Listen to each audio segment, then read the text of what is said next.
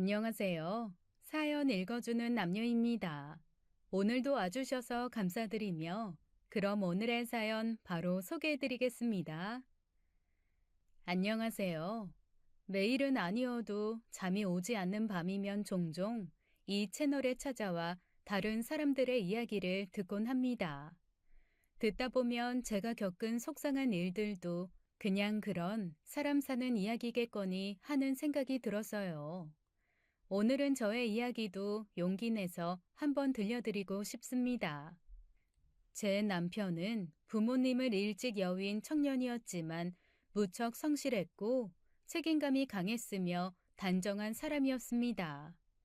신랑이 가족이 없는 것을 항상 미안해했지만 저의 친정도 그리 잘 사는 편은 아니었기 때문에 저는 오히려 시집살이 없어 좋다는 말로 위로하며 살았죠. 저희에겐 비빌 언덕도 의지할 가족도 없던 저희는 둘이서 부단한 노력을 하면서 살았습니다. 아이를 가지기 전에는 저도 공장이나 시장에 나가 하루하루 일당을 벌어 생활비에 보탰었고 남편 또한 직장에서 엄청난 노력을 했어요. 회사 퇴근한 후에는 아르바이트도 하면서 한 푼 한 푼 열심히 벌었습니다. 그렇게 둘이 이악 물고 산 결과 남편은 빠르게 승진했고 결과적으로 남들만큼 먹고 살 만한 환경이 되었어요. 동해의 작은 도시에 아파트도 하나 장만할 수 있었습니다. 그리고 아들을 셋 낳았는데 아이들이 생긴 후에는 우리 애들 모자라게 키우고 싶지 않아서 더 열심히 살았죠. 집에서 쓰는 물 한 방울, 휴지 한 장, 전기 아끼는 건 당연했고 옷도 가방도 몇 번 안 사봤습니다. 물론 애들한텐 다 해줬어요.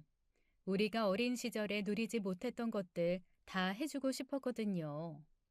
열심히 키워 세 아들을 모두 서울 4년제 대학교에 보냈고 세 녀석 모두 직장도 서울에 구해 각자의 구실을 잘 하면서 살아갔습니다. 그러다 나이가 차 결혼할 때가 되었는데 드라마에 나오는 것처럼 성대하진 않아도 남부럽지 않은 정도로는 해주고 싶어서 결혼 자금도 열심히 모아 결혼시켰어요.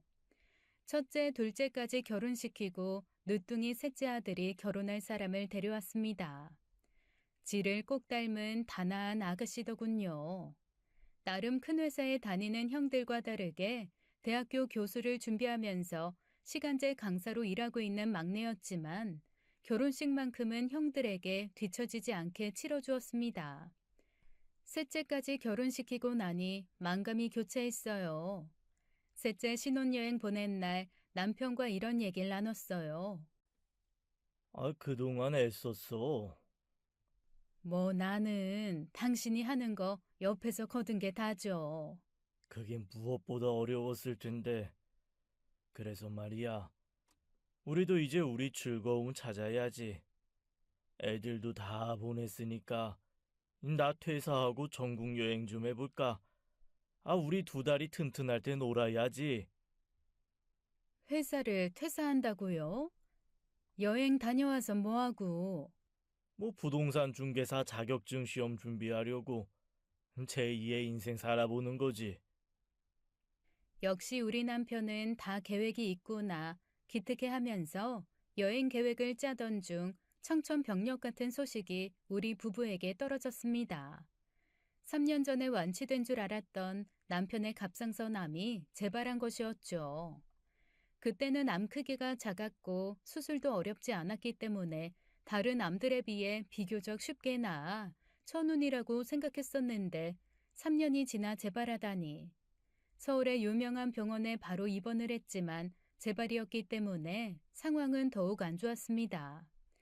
이미 이곳저곳 전이도 많이 된 상황이었어요. 최선을 다해 남편 곁에서 간호를 했지만 남편의 병세는 악화되어 가기만 했습니다. 합병증까지 와서 폐렴도 앓게 되었죠. 서울로 취업을 해서 서울에 신혼집을 차린 아들들도 남편의 병간호를 도왔습니다. 엄마, 들어가요. 오늘은 내가 있을게. 그냥 있는다고 될 일이 아니라 아빠 가래도 잘 빼줘야 되고. 뭐? 아이, 가래를 뭐 어떻게 빼? 그냥 엄마가 할게. 집에 가 있어. 에이, 왔는데 또 어떻게 그냥 가? 있을게요. 물론 자리만 지키는 게 다이긴 했어요. 큰아들도 둘째도 시간이 될 때마다 얼굴을 비췄지만 진짜 지극정성인 건 막내 아들이었습니다. 막내는 어디서 배워왔는지 가래 빼는 의료기구인 석션 사용법도 알아서 저 대신 남편의 가래도 열심히 빼주고 수시로 재서 전달해야 하는 혈압과 체온도 부지런히 해주더군요. 다른 두 아들이 들으면 서운할지 모르겠지만 막내가 올 때만 저는 마음 편히 남편 옆자리를 비우고 임시로 잡은 병원 근처의 방에 가서 밥도 먹고 씻고 또 조금이나마 잠도 잘 수 있었어요. 하지만 이런 정성이 부족했는지 아니면 운명이라는 건 정말 정해져 있는 건지 남편은 1년쯤 투병하다가 결국 세상을 떠났습니다. 험하고 각박한 세상, 오직 남편의 두꺼운 손잡고 의지하면서 열심히 살았는데 그때는 정말 하늘이 무너지는 것 같더군요. 하지만 인생은 현실이었고 언제까지 슬픔에 잠겨 있을 수는 없었습니다. 이런저런 현실적 문제들이 제 눈앞에 있었으니까요. 하나하나가 돈인 장례 절차를 밟으면서 정신을 차렸고 새 아들과 함께 남편의 장례를 치렀습니다. 장례식장에는 정말 많은 사람들이 왔어요. 그리 바쁘게 살면서도 주변 사람들을 잘 챙긴 건지 생각보다도 더 많은 사람이 와서 남편의 죽음을 슬퍼해줬고 부조금도 꽤나 많이 들어왔습니다. 남편의 장례식 정산을 모두 치르고도 꽤 많은 돈이 남았어요. 장례식장에 와준 분들에게 인사치레 할 수 있는 돈들을 세 아들과 각각 나눠 가진 후에도 1,000단위의 돈이 남았습니다. 첫째 아들과 둘째 아들은 이것도 4등분해서 나눠 가지죠. 아빠 손님만 있는 거 아니잖아. 이것도 나눠 가지자는 의견이었지만 셋째 아들이 단호하게 말했습니다. 그래도 그건 좀 아닌 것 같아.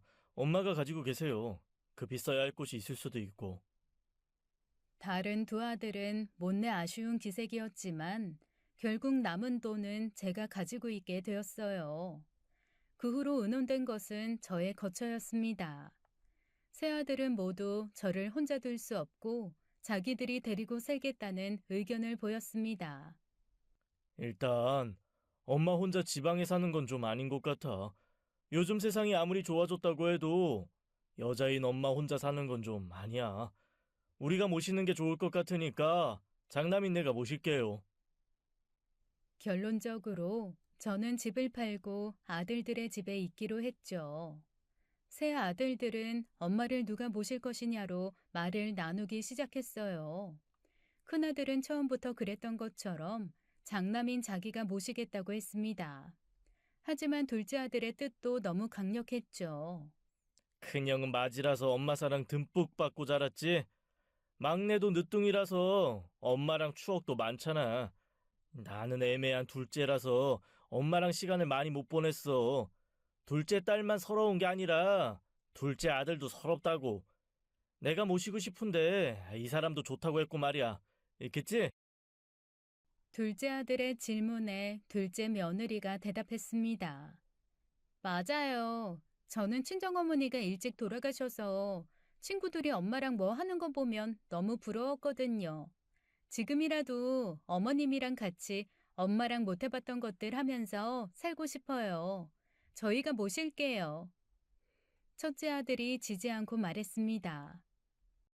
마음 잘 알지. 그래도 부모님은 장남인 내가 모시는 게 맞는 것 같아. 이건 전통이고 관습이잖아. 내가 모실게.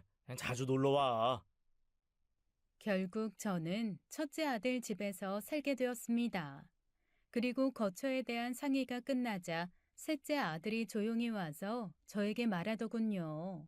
엄마, 제가 형편이 안 돼서 모실 수 없어서 죄송해요. 마음 같아선 제가 모시고 싶은데. 아니다. 그 마음만으로도 충분해. 너는 얼른 자리 잡아서 니처랑 같이 애 잘 키울 생각이나 해. 엄마 걱정은 안 해도 된다. 셋째는 고개를 떨궜지만 제 마음만큼은 참 든든했어요. 그렇게 남편과의 오랜 피땀, 눈물, 추억, 행복이 묻어있는 동해의 아파트는 현금으로 남았고 저는 첫째 아들 집으로 가게 됐습니다. 그리고 첫째 아들 집에서 묵게 된 첫날 밤, 제 방문이 슬쩍 열려 있는 걸 몰랐는지 아니면 제가 이미 깊이 잠든 줄 알았는지 작지 않은 목소리로 대화를 나누는 큰아들과 큰며느리의 말소리가 들렸습니다. 아유, 둘째 도련님이 모셔가는 줄 알고 식겁했네. 에이, 뭐 그렇게 둘 리가 있나? 당연히 장남인 내가 모셔야지. 근데 진짜로 재산 많은 거 맞지? 당연하지. 우리 아버지가 인생을 어떻게 살았는데, 일은 열심히, 생활은 검소하게, 먹고 살만 했을 때도 투잡을 뛰셨다니까. 모아둔 돈은 몰라도 아파트 하나쯤은 더 있을걸? 그거 꼭 우리 거로 만들어야 되는 거 알지? 그러려고 엄마 모시고 온 거 아니야. 당신은 엄마 보필이나 잘해. 아주 솔직히 조금의 예상은 했지만 그냥 알고 있는 거랑 확인을 받는 거랑 정말 다른 거 아시죠? 그래도 조금의 희망과 믿음을 가지고 있었는데 결국 재산 때문에 나를 기꺼이 모시겠다고 한 거라니 정말 충격적이었습니다. 하지만 그래도 저는 꿋꿋하기로 했어요. 모르고 살다가 나중에 당하는 것보단 알고 당하는 게 낫다는 생각도 들었습니다. 큰아들과 큰며느리는 저에게 정말 지극정성이었어요. 어머니, 오늘은 뭐 드시고 싶은 거 없으세요? 어머니 좋아하시는 육회 좀 떠올까요? 아니, 오늘은 입맛이 없어서 괜찮다. 어머, 우리 어머니 입맛 없으면 안 되는데. 그럼 제가 시원한 물김치 한 사발 사올게요. 그거에 소면 말아서 드셔요. 입맛 없을 땐 그게 최고잖아요. 제 손에 물 한 방울 안 묻히게 하는 건 물론이고 제 식사까지 꼼꼼하게 챙기는 큰며느리. 엄마, 이번 주말에 우리 어디 좀 나갈까?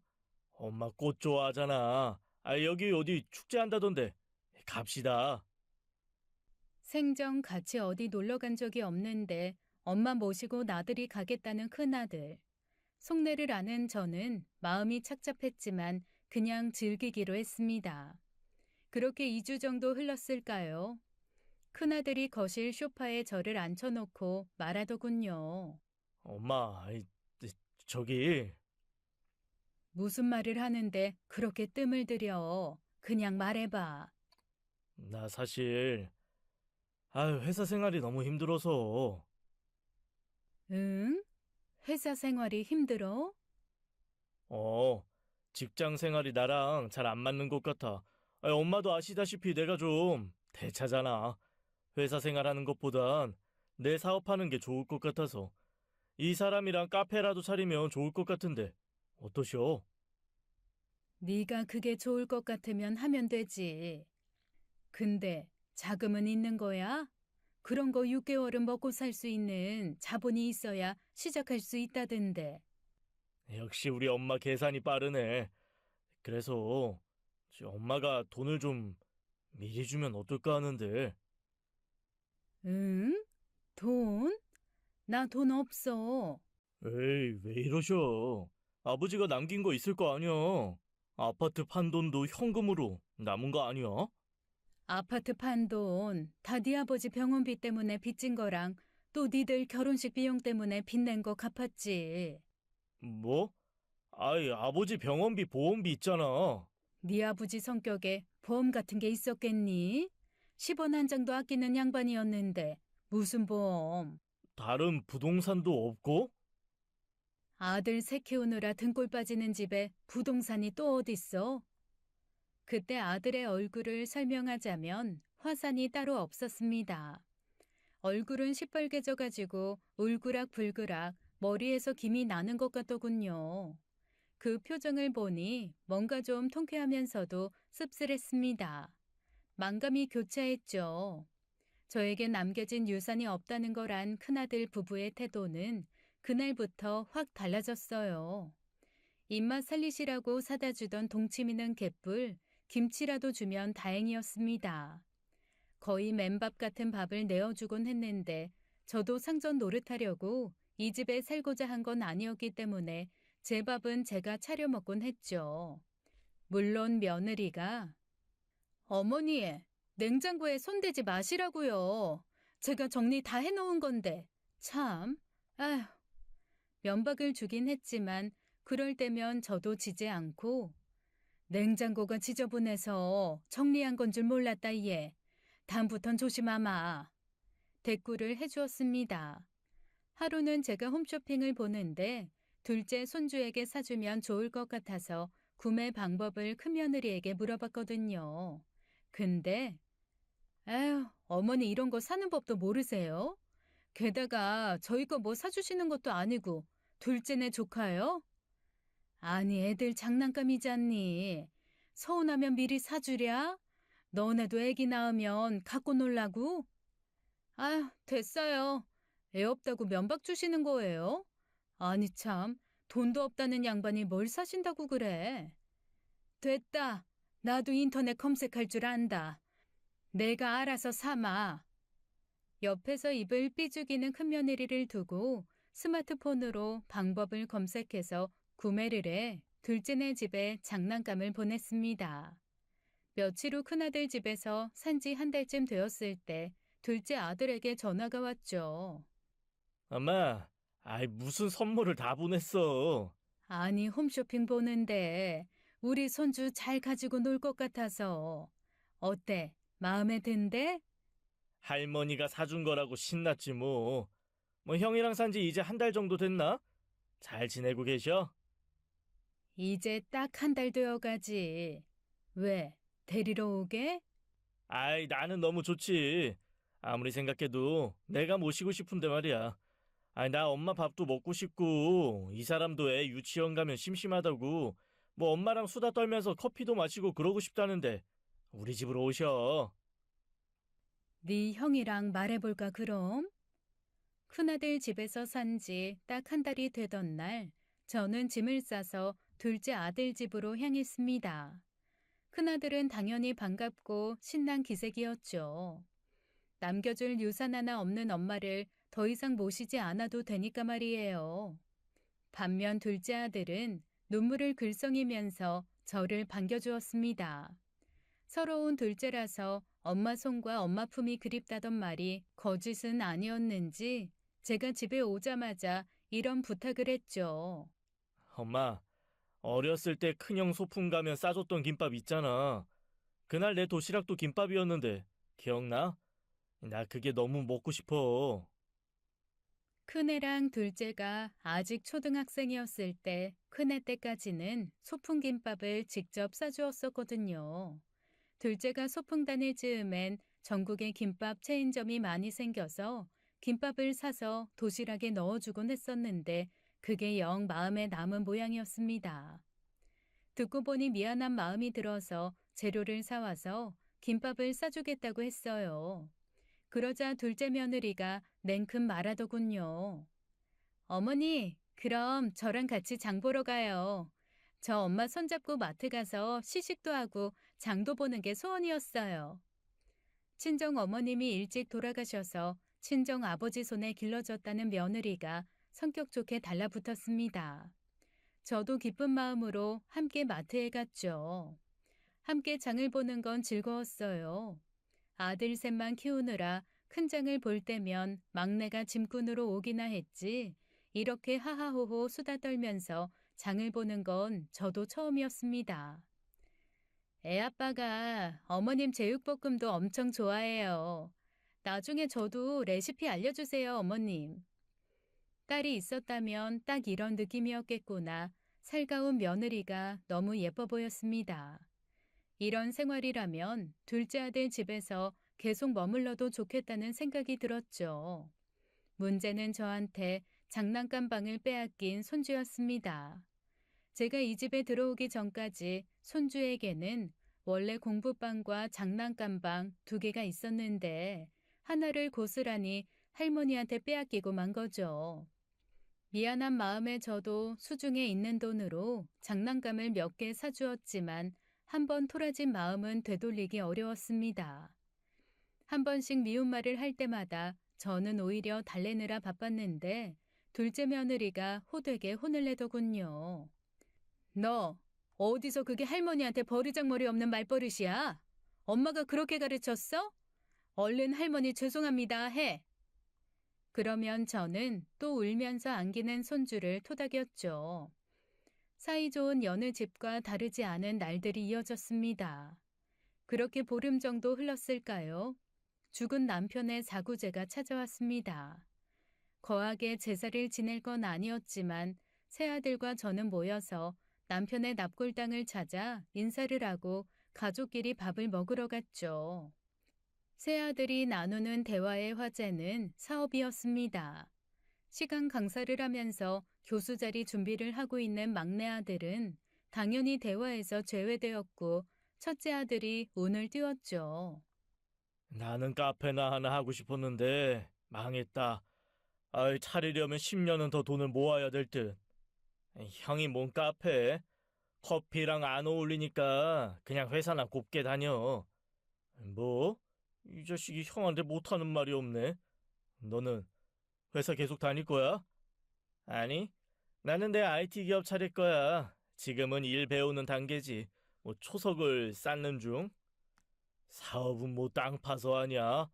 자금은 어디서 나는데? 나중에 엄마가 남겨주는 걸로 해야지. 그쯤 낼 수 있게 뭐 열심히 배우고. 무슨 소리야? 엄마 돈 없어. 에이, 말도 안 되는 소리. 아빠가 인생을 어떻게 살았는데 엄마가 돈이 없어. 내가 다 확인했다. 허물켜지 말고 정신 차려 임마. 아무리 뇌 빼고 말하는 형제지간이라지만 당사자인 지들의 엄마인 내가 앞에 버젓이 있는데 유산이 어쩌고 저쩌고 하는 대화를 나누다니. 또 한 번 충격적인 실망감이 물밀듯 들어와 가슴을 채웠습니다. 그때 내내 조용하던 막내 아들이 형들에게 한마디 하더군요. 형들 엄마 앞에서 지금 무슨 말 하는 거야? 말이면 다야? 빨리 죄송하다고 하고 밥이나 먹어. 더 할 말이 남은 듯 입을 여는 막내 아들의 손을 저는 꽉 쥐고 고개를 저었습니다. 입을 다물라는 뜻이었죠. 그날 둘째네 집으로 돌아온 저는 촉으로 느낄 수 있었어요. 앞으로는 대우가 많이 다를 것이라는 걸요. 첫째네 집에서 그랬듯 둘째네도 결국은 나중에 유산을 차지하고 싶어서 나를 모시려고 했다는 걸 아까의 대화에서 알아챌 수 있었습니다. 어머니의 정이 어쩌고 저쩌고 하는 말에 잠시나마 넘어간 제가 바보였어요. 하지만 어떤 어미가 자식들의 그런 말에 넘어가지 않을 수가 있겠어요. 둘째 아들은 저에게 진지하게 물어오더군요. 엄마, 진짜 돈 없어요? 아빠가 남긴 거 하나도 없어? 아까 들었다시피 없어. 왜 없어? 아빠 연봉이나 투잡했던 거 생각하면 한참은 있어야 되는데, 혹시 주식으로 갖고 있는 거야? 네 아빠가 그런 변수로 사는 거 봤니? 없다. 아닌데.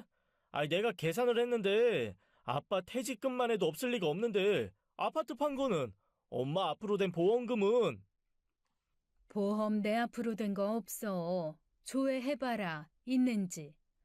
아빠 퇴직금이랑 아파트 판 돈은 니들 빚 갚는데 다 썼어. 그 시골 마을 아파트가 팔려봤자 얼마에 팔렸겠니? 그래서 엄마 지금 돈 없어? 나한테 남겨줄 돈도? 남은 돈 부조금 정산하고 남은 것밖에 없어. 그것도 내 장례식 때 쓰려고 묶어뒀어. 나는 네 아빠처럼 친구가 많질 않아서 너네한테 폐 안 끼치고 죽으려고. 아, 어쨌든 결론은 엄마 돈 없다는 거네. 몇 번을 말하니? 둘째 아들의 표정은 같은 대화를 했던 날 첫째 아들의 표정보다 볼만했습니다. 첫째 아들의 표정이 작은 화산 수준이었다면 둘째 아들의 표정은 대형 화산이었죠. 다른 점이 또 있었는데 그 대화를 듣고 있던 며느리의 표정도 아주 볼만했다는 겁니다. 어이없다는 듯이 피식피식 웃는데 저는 순간 우리 둘째 며느리가 드라마 속에서 연기를 하는 줄 알았습니다. 그 정도로 소름 끼치는 웃음이었죠. 그 이후 저를 향한 두 사람의 태도는 당연히 180도 달라졌어요. 첫째네 애들은 그래도 어미 취급은 해줬는데 엄마의 정이 그리웠다던 둘째네 부부는 어미 취급이 뭔지도 모르는 것 같았습니다. 날이 영하로 떨어져서 전국에 추위경보가 울렸던 날, 방 온도가 너무 낮았는지 이불을 꽁꽁 싸매도 춥길래 거실로 나가 둘째 며느리한테 물어봤죠. 혹시 여기 방 온도는 어떻게 올리니? 너무 춥다. 어머, 어머님, 요즘 난방비 비싼 거 아시잖아요. 저희도 참고 사니까 어머니도 좀 참으세요. 그러기엔 거실은 온기가 싹 도는 것 같았습니다. 거실은 따뜻한 것 같은데? 원래 남의 떡이 커 보이는 법이잖아요. 저희 돈 없어서 난방 줄이고 산지 좀 됐어요. 뭐라고? 겨울 된 지 얼마나 됐다고? 어머니 아들이 어머니 유산 믿고 돈을 펑펑 써대서 돈이 없어서요.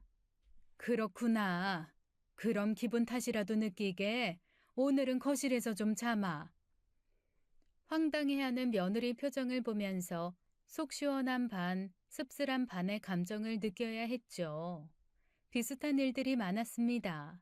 방에서 조용히 영상을 보다가 집이 너무 조용해서 거실로 나가봤는데 아까까지만 해도 떠들썩하니 같이 텔레비전을 보던 아들과 며느리, 손주가 안 보이더군요. 나갔나 보다 하고 방에 들어가려다가 문득 출출해서 뭐 먹을 게 있나 봤습니다. 딱히 먹을 만한 게 없더라고요. 반찬으로 해먹을 것도 없고 마침 라면이 있어서 오랜만에 라면 좋지라는 생각으로 라면을 끓여 김치랑 맛나게 먹었습니다. 아직 삶이 어려웠던 신혼 때 남편이랑 둘 다 일하고 오면 지쳐서 밥해 먹을 엄두가 안 나 라면 2개 끓여 계란 하나 탁 풀어 계란 노른자를 서로에게 양보하던 때가 떠오르더라고요. 나쁘지 않은 식사였다 생각하면서 라면 끓인 냄비를 씻고 있는데 요란스러운 소리와 함께 현관문이 열리더군요. 둘째 아들 부부와 손주였습니다. 세 사람은 하하호호 소란스럽게 웃으면서 집으로 들어오다가 저를 발견했어요. 제가 거실에 있을 줄 몰랐다는 표정이었죠. 어디서 고기 냄새, 그것도 소고기 냄새가 폴폴 나는 것 같았습니다. 그때 마침 손주 녀석이 저한테 와서 말하더군요. 할머니, 우리 되게 맛있는 거 먹고 왔지롱. 아빠가 새로 생긴 가게에서 소고기 사줬어요. 엄마가 그러는데 돼지고기보다 소고기가 10배, 100배 더 비싸대요. 새로 생긴 소고기집이라면 저도 오며 가며 몇 번 본 적이 있었습니다. 툭불 한우만 취급한다던 고급 소고기집이었죠. 그제야 머릿속에 느낌표가 돌았습니다. 사실 마음 한구석에 유산에 대한 미안함이 있었거든요. 정말 그래서 돈이 없는 걸까? 부족하게 살고 있는데 내가 한몫 거둔 건 아닐까? 하지만 그게 아니라는 걸 깨달았습니다. 마지막까지 붙잡고 있었던 아들에 대한 믿음이 사라져서 손이 떨리던 그때 우리 둘째 며느리가 최종 발언을 했어요. 어머니, 라면 끓여 드셨어요? 저 이거 냄새 나는 거 싫어서 집에서 잘 끓이지도 않는데 거실 문 좀 열고 드시지. 지금까지도 많이 참은 건 아니었지만 더더욱 참으면 안 되겠다는 생각이 들었습니다. 아무리 내가 남겨줄 유산이 없다고 해도 그렇지 알바 한 번 안 해도 되게끔 키워온 게 있는데 그걸 이런 식으로 갚다니 너무 괘씸했죠. 앞으로는 절대 당하고 살지 않겠다는 마음이 들었습니다. 그래서 그 다음부터는 모든 걸 제 손으로 직접 했어요. 원래도 제 손으로 대부분 했지만 더더욱 제가 다 했죠. 내 빨래도 내 밥 차려 먹기도 며느리한테 손도 못 대게 하고 제가 직접 했어요. 반찬 같은 것도 수중에 있는 돈으로 장을 봐서 해먹었는데 그걸 본 둘째 아들놈이 이딴 소리를 하더군요. 그래요. 엄마, 밥값은 하셔야지. 뭐라고 임마? 재워드리고 모시는 밥값 말이에요. 역시 우리 엄마는 요리는 잘해. 그거 나 먹으려고 만든 거다. 네 먹이려고 만든 거 아니야. 에이, 서운하게 왜 이러셔? 내가 이걸 밥값으로 퉁쳐주는 거잖아, 엄마. 안 그러면 한 달 생활비 조금씩 주시든가. 근데 엄마 돈 없잖아. 그렇게 따지면 여태 입히고 재워주고 한 돈 다 계산해서 내놔라. 네 키워준 값, 대학교 등록금 다 계산해서 내놔. 또 안 그래도 저를 미워하던 손주 새끼는 자기를 혼내는 엄마가 없자 더 막무가내였습니다. 툭하면 제 방에 들어와서 할머니 싫어. 여기 내 방이야. 그래, 그건 할머니가 미안해. 할머니 나가면 네 장난감 방 다시 해. 싫어. 이미 할머니 냄새 나잖아. 하루하루가 막장 드라마였습니다.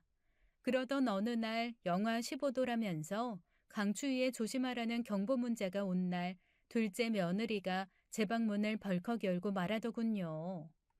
어머니, 잠시 좀 나가주셔야겠어요. 뭐? 이 추위에? 어디로? 왜? 집에 중요한 손님이 올 거라서요. 근데 어머님 계시면 다 같이 불편하니까 좀 나가 있어 주세요. 아니, 이 추위에? 나 딱히 가 있을 곳도 없는데. 그러게, 여기 보름 넘도록 사시면서 친구 하나 안 사귀고 뭐 하셨어요? 집 밖으로 나가서 노인들이랑 인사도 좀 하고 하시지. 아유, 어쨌든 나가주세요. 아니, 그니까 어디로? 아, 그것도 제가 알려드려야 하는 거예요? 제 차에 가 계실래요? 네 차 고장난 거 아니니? 난방도 안 되는데 어떻게 있으라고. 근데 뭐 잠깐 있는 건 괜찮을 것 같은데요? 얼어 죽겠다 얘. 나는 못 나간다. 여기 방에 조용히 있을 테니까 그렇게 알아. 아니, 어머님이 있으면 불편하다고요. 여기 이불 드릴 테니까 제 차에 가 계세요. 자, 제가 데려다 드릴게요. 일어나세요. 겉옷 입으시고. 그렇게 얼떨결에 끌려 아파트 지하 주차장까지 갔습니다. 황당했죠. 이 엄동설안의 지하 주차장에 있는 고장난 지차에 있으라니 얼어 죽으라는 얘기나 마찬가지였어요. 아니 얘 봐라 이 추운데. 아니 왜 엄살이에요. 이보다 더한 추위에도 저기 역 가면 노숙자분들 안 얼어 죽고 잘 계시거든요. 내가 노숙자니? 얘가 말하는 거. 둘째 며느리는 제 말을 끊고 이불을 쥐어준 채 가버렸죠. 그때 바로 경보 문자가 왔습니다. 한파주의보, 오늘 밤 영하 15도, 노약자는 특히 외부 활동을 삼가주세요. 며느리 핸드폰에도 분명히 이 경보 문자가 왔을 텐데 별다른 생각이 들지도 않는 것 같았습니다. 저는 일단 이불을 가지고 차 안으로 들어갔죠. 생각할수록 너무 황당했어요. 여러 가지 생각이 들었습니다. 이건 정말 선 넘었다. 둘째 아들도 이런 걸 알까 모를까. 알면 뭐하고 모르면 뭐하나 결국 지 마누라랑 똑같은 놈인데. 일단은 셋째 아들에게 전화를 걸었습니다. 그리고 사정을 설명했죠. 막내는 극대노를 했습니다. 엄마, 근데 왜 그러고 있어? 그러지 말고 그냥 우리 집으로 와요. 아니야. 그래도 한 달은 있어봐야지. 아니야. 더 볼 것도 없고 그냥 우리 집으로 와. 머물 방이랑 이런 건 내가 어떻게 해볼게. 아니야. 일단 엄마 오늘만 좀 어디서 지내면 될 것 같은데. 내가 근처에 호텔 예약해줄게요. 예약하고 알려줄게. 기다려요. 그리고 10분 후 아들에게 다시 전화가 왔습니다. 엄마, 거기서 한 8분 걸으면 있는 땡땡 호텔 있거든? 엄마 이름 말하고 신분증 주면 되는데 신분증 챙겨서 나왔어요? 아니면 모바일로 받으면 될 텐데. 우리 셋째 막내 아들이 상세히 알려줘서 저는 차디찬 고장난 차 안 대신 좋은 호텔에서 1박을 할 수 있었습니다. 룸서비스로 괜찮은 음식도 시켜 먹고 품질 좋은 침대포에서 추위 대신 포근함과 함께 잠들 수 있었죠. 다음 날 오전 잠에서 깬 시간은 9시였어요. 혹시나 며느리가 차 확인하러 왔을까 싶어 급히 발걸음을 옮겼습니다. 하지만 차에는 누가 왔다 간 흔적이 없어서 저는 바로 집으로 올라갔어요. 난장판이더군요. 거실에는 술병이 이리저리 굴러다녔고 안주로 먹은 듯한 각종 배달 음식들이 쓰레기랑 같이 엎어져 있었습니다. 그리고 거기에 제 둘째 아들이랑 며느리도 같이 굴러다니고 있더라고요. 대학 CC인 두 사람이 대학 동기들이랑 한판 벌인 분위기였습니다. 고작 대학교 동기들이랑 편히 놀려고 어미를 지하 주차장으로 내쫓다니 둘째 부부의 비정함에 한숨이 나면서도 이대로 있으면 내가 이걸 치워야 될 것 같다는 생각이 들었습니다. 그래서 재빨리 제 방으로 들어가 이불을 펴고 누웠죠. 아니나 다를까 30분 정도 지나자 아들이랑 며느리가 제 방문을 두드리더군요. 엄마, 아이, 나 너무 힘든데 이것 좀 치워줘. 어차피 하는 일도 없잖아. 어머니, 술판 좀 정리해 주시면 안 돼요? 나 어제 밤새도록 차에서 떨었더니 아무래도 독감인 것 같구나. 올마도 괜찮니? 일에 지장 없겠어?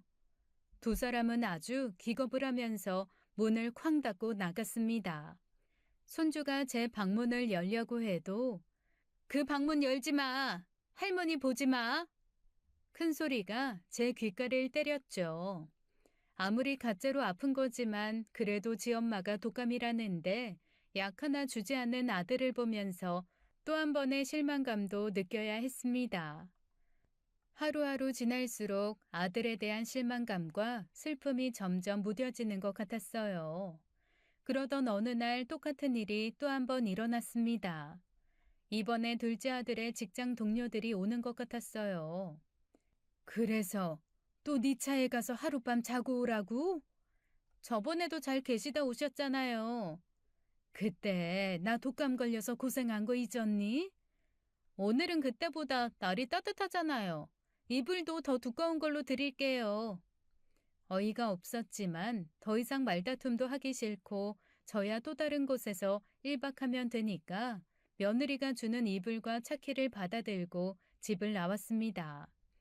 그리고 차 안에 이불을 넣어두곤 저번에 셋째 아들이 예약해준 호텔로 갔죠. 이번엔 셋째 아들의 도움 없이 수중에 챙겨뒀던 돈을 이용해서 제 손으로 현장에서 예약해서 방을 받았어요. 예약한 방에 들어와 가만히 누워 생각을 해보니 이래저래 복잡한 감정이 들었습니다. 이게 어떤 감정인지 차분히 헤아려 보니 화도 아니고 짜증도 아니고 슬픔이더라고요. 그래도 남부럽지 않게 키운다고 열심히 키웠는데 내 착각이었나? 알고 보니 사실 내가 잘못 키운 거였나? 첫째, 둘째 둘 다 이러니 이건 내가 잘못 키운 게 맞는 것 같다. 아등바등 키워온 대가가 쓸모없는 노인 취급이라니. 유산 그놈의 돈이 없다는 이유 하나로. 남편도 많이 보고 싶었어요. 되묻고 싶었죠. 우리가 애들 잘못 키운 걸까요? 이런저런 생각을 하고 있는데 귀신같이 막내 아들에게 전화가 왔습니다. 아무 일 없는 것처럼 전화를 받았는데 셋째는 뜻밖의 얘기를 꺼냈어요. 엄마, 곧 환갑이잖아요. 어떻게 보내고 싶으세요? 아버지 사구제도 지났고 2달 다 되어가니까 요란하게 해도 될 것 같아서. 아버지도 그걸 원하실 것 같고. 잊고 있던 나의 생일 환갑. 문득 두 아들들에게 보여주고 싶다는 생각이 들었습니다. 나 니들이 무시할 사람 아니다. 후회 좀 해봐라. 그래서 환갑잔치를 좀 크게 하고 싶단 마음이 생겼죠. 그래, 나 환갑잔치 좀 크게 하고 싶어. 비싼 뷔페랑 장식도 좀 화려하게 하고. 남들 보란 듯이 좀 크게 하고 싶어 나도. 셋째 아들은 알았다면서 다 자기가 준비하겠다는 말을 하곤 전화를 끊었습니다. 다음 날 아침 집은 저번과 마찬가지로 엉망이었고 저는 그때처럼 또 감기에 걸린 행세를 하며 방 밖으로 나가지 않았어요. 그리고 며칠이 흘러 드디어 저의 환갑날이 되었습니다. 큰아들, 둘째 아들은 제 환갑인 것도 몰랐는지 까먹었는지 아무튼 셋째가 연락해서 날짜랑 장소를 알려주자 그때야 허둥지둥 챙기는 것 같더라고요. 물론 진심도 아니었을 겁니다. 셋째가 보내준 한복을 입고 둘째 차를 타고 환갑잔치 장소에 갔는데 제가 얘기한 대로 아주 화려했어요. 셋째가 신경을 아주 많이 쓴 느낌이었어요. 좋아하는 저를 보면서 뿌듯한 표정을 짓는 셋째와 달리 형 두 놈의 표정은 가관이었습니다. 첫째는 숨기지 않고 셋째에게 말했죠. 야, 이게 다 얼마야? 이런 걸 왜 상의 없이 너 혼자 해?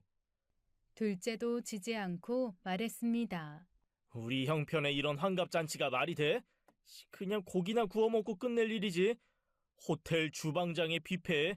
야, 저 쓸데없는 화환은 뭔데? 이게 다 얼마야? 돈 네가 다 낼 거야? 또 시작된 둘째의 돈 타령에 이 돈 다 내가 낼 거다. 니들 돈 100원 한 장도 필요 없다. 외치려던 차에 셋째가 제 손을 꽉 잡고선 두 형들을 향해 말했습니다. 이거 내가 이미 계산 끝났어. 형들은 돈 안 내도 돼. 그리고 내일이면 엄마 둘째 형 내서 산지 한 달이지. 내가 오늘 우리 집으로 모시고 갈게. 내가 모실게, 엄마. 셋째의 발언에 첫째와 둘째 모두 놀란 눈치였지만 놀란 것보단 기쁜 마음이 더 커 보였습니다. 아직 넉넉지 못한 셋째 사정을 빤히 아는지라 저는 다른 두 놈이 없을 때 셋째를 붙잡고 물었어요. 네가 무슨 돈이 있다고 이런 걸 했어. 엄마 미안하게. 그냥 내가 내 돈으로 했다고 하고 큰 소리 치려고 했지 엄마는. 엄마, 돈 있는 거 형들이 알면 안 돼요. 아직 아닌 것 같아, 엄마. 이게 무슨 소린가 하시는 분들 계시겠죠? 사실 여기엔 셋째 아들과 저만 아는 비밀이 숨겨져 있습니다. 우리 남편의 암이 재발한 거라는 건 아까 말씀드렸죠. 갑상선암은 그나마 완치율이 좋다고 하더니 수술과 치료 끝에 남편은 일단 다 나았습니다. 병이 다 나은 건 경사였지만 저와 남편은 아들들의 됨됨이를 보고 말았죠. 3년 전 남편은 자신이 암에 걸렸는데도 아빠가 사망보험을 들었는지 혹시 부동산 같은 걸 해놓은 건 없는지를 은밀히 물어보는 첫째 아들과 둘째 아들에게 크게 상처를 입었습니다. 그래서 완치 판정을 받았을 때 모든 재산을 현금화시켜서 제 이름으로 만들어 놓고 혹시나 하는 염려에 사망보험을 하나 들어서 그때도 혼자서 헌신적으로 남편을 돌본 셋째 아들 앞으로 돌려놓았죠. 그리고 불행히도 3년이 지난 지금 남편은 결국 암이 재발 및 전이 돼서 세상을 떠났고 애초에 돈이 다 저에게 있었기 때문에 남길 유산도 무엇도 없던 겁니다. 아파트 판돈 역시 남편 병원비를 제외하곤 모두 제 통장에 있고요. 남편 사망보험금은 지금 셋째 아들 명의의 통장에 있습니다. 지금 1억이라는 큰 돈인데 이 녀석은 아빠의 목숨값을 자기가 어떻게 쓰냐고 했어요. 때가 되면 엄마에게 모두 주겠다면서 어려운 형편에도 그 돈을 한 푼 안 쓰고 있는 거예요. 위에 두 형들과는 너무 비교되는 아들이죠.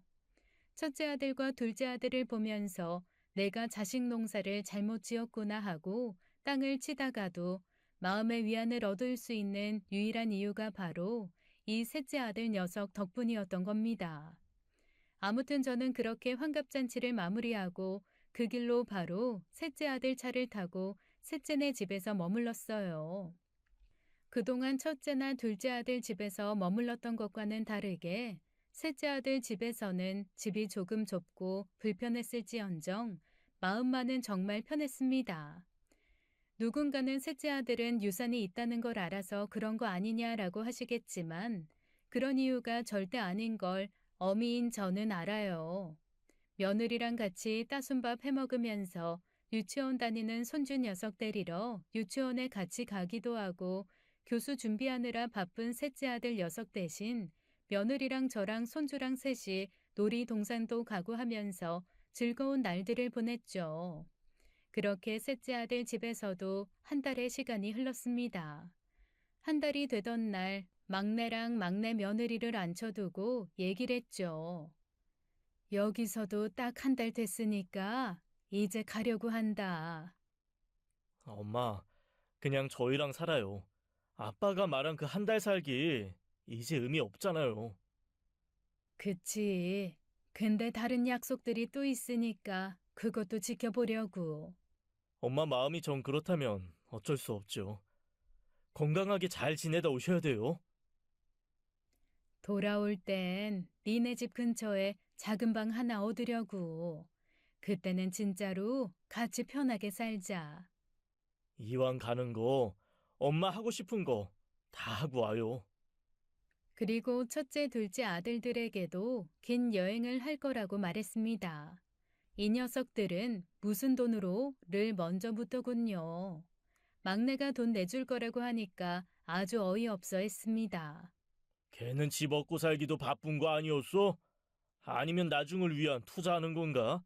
야, 해봤자 나올 먼지도 없다. 끝까지 저러는 모습에 화가 나서 제가 가지고 있는 것들을 다 까버리고 싶었지만 셋째 아들이 적어도 10년이 지나 형들이 유류분 소송을 걸 수 없을 때 그때 사실을 밝히라면서 제 손을 또 꽉 잡아주었습니다. 이 녀석 어렸을 때부터 말도 없고 고집이 있는 게 지아빠를 꼭 닮았다 했는데 커서도 지아빠 닮은 건 여전하네요. 시간이 좀 흐른 후 남겨줄 유산이 없다고 했을 때보다 더 큰 화산 같을 두 아들 녀석의 표정도 상상되고 이런 상상을 하면서 조금 고수어하는 제가 슬프기도 하고 그럽니다. 아무튼 저는 그때 못다한 국내 여행을 시작했어요. 지금도 전국을 떠돌면서 계절감 있게 여행을 하는 중이에요. 겨울엔 제대로 눈과 추위, 겨울만의 청량함을 즐겼고 요즘은 하나둘씩 고개를 내미는 꽃을 즐기고 있습니다. 손에는 남편 사진을 항상 가지고 다니죠.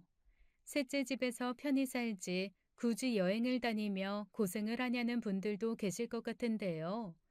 제가 굳이 아들들 집에서 한 달 살기를 하고 전국 여행을 시작한 이유인 우리 남편의 마지막 편지를 공개하면서 인사를 드리겠습니다. 제 사연을 들어준 여러분이 행복하면 좋겠습니다. 여러분 하고 싶은 거 다 하면서 사세요. 평생을 함께한 나의 당신에게 보내는 편지. 안녕 여보.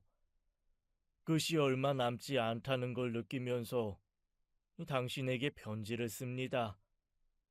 사람은 원래 죽기 전에 생각도 반성도 많다고 하던데 내가 딱 그 모양인 것 같군요. 진작 반성도 좀 하고 스스로를 되돌아보면서 살았어야 했는데 말이야. 내가 25살 때 당신을 처음 만났지. 그땐 참 꽃같이 고운 당신이었는데 지금 당신 손을 보면 그 주름이 다 내가 만든 고생의 흔적 같아서 미안하네. 부족하게 살았기에 남부럽지 않게 살고 싶었던 건 내 욕심이었는데 당신에게도 덩달아 고생을 강요한 것 같아서 미안하고 또 나의 뜻과 욕심을 따라와 준다고 이 모진 소리 한번 못하고 나와 함께 해준 당신에게 참 고마워. 지금 생각하면 당신을 고생시킨 기억밖에 없어서 조금쯤은 누리고 싶었던 것, 이 하고 싶었던 것들, 이 정말 조금은 하면서 살면 어땠을까 하는 생각이 드네. 즐거운 기억이라고 하면 첫째 아들 녀석이 태어났을 때, 둘째 아들이 처음 엄마 소리를 했을 때, 셋째 아들이 일어나서 걷기 시작했을 때, 이 그런 순간들이랄까. 이것들 모두 자식들에 대한 기억이지. 우리가 우리를 위해서 쓴 시간이나 행복, 그런 사소한 즐거운 기억이 우리에겐 없잖아. 당신 두고 가려니 이런저런 걱정들이 참 많아. 특히 걱정되는 건 우리 아들 녀석들이네. 3년 전 내가 처음 암에 걸렸을 때를 기억해. 나는 그때 두 녀석에게 상처를 받기도 했지만 내가 떠난 후 그 두 녀석이 당신에게 어떻게 할지가 눈에 보였어. 그러질 않길 바라지만 뭐 아마 내 느낌이 맞겠지. 그래서 3년 전에 내 모든 재산을 현금으로 돌려서 당신 이름으로 만든 통장에 넣어놨어. 부디 두 녀석 모르게 잘 지키면서 이 당신이 편히 살았으면 좋겠네. 막내 녀석 결혼시키고 우리가 했던 약속 기억해. 전국 팔도를 돌아다니면서 늦은 호강 좀 하자고 했지. 아들 녀석들 집에서 부모 대접도 받으면서 한 달씩 살아보기도 하고 말이야. 이제는 다른 의미로 새 녀석 집에서 한 달씩 살아보면 좋겠어. 과연 당신을 책임지고 지켜줄 수 있는 녀석들인지 아닌지 한번 지켜보는 게 좋을 것 같아. 판단은 당신의 몫이겠지. 당신을 남기고 가는 주제에 해줄 수 있는 조언이 이것뿐이라 미안합니다. 그리고 말이야, 나를 너무 슬프게 기억하지 말고 가여워하지도 마라. 계속 당신 옆에 있다고 생각해. 그리고 이제라도 당신 좋은 거 하고 살아. 봄에는 꽃을 보고, 여름엔 차가운 계곡에 발도 담가보고, 가을엔 신선한 가을바람 맞으면서 단풍도 좀 눈에 담고, 겨울엔 있는 그대로의 추위를 느끼면서 하얀 눈밭을 구경해도 좋겠지. 모두 같이 했으면 좋았겠지만 당신이라도 꼭 누렸으면 좋겠네. 그동안 하고 싶었던 것 다 해보고 남들이 좋다는 것도 다 겪어보고 지겨울 만큼 즐길 것 다 즐겨본 후에 이쯤이면 삶에 미련이 없다 싶을 때 그때 우리 다시 만납시다. 내 당신 오는 길 외롭지 않게 여기 길목에서 아프지 않은 몸으로 양팔 가득 벌려 당신을 기다리고 있겠소. 사랑합니다. 행복해야 하오. 지금까지 사연 읽어주는 남녀였습니다. 끝까지 시청해주신 여러분 감사드리며 저희는 다음 사연으로 돌아올게요. 감사합니다.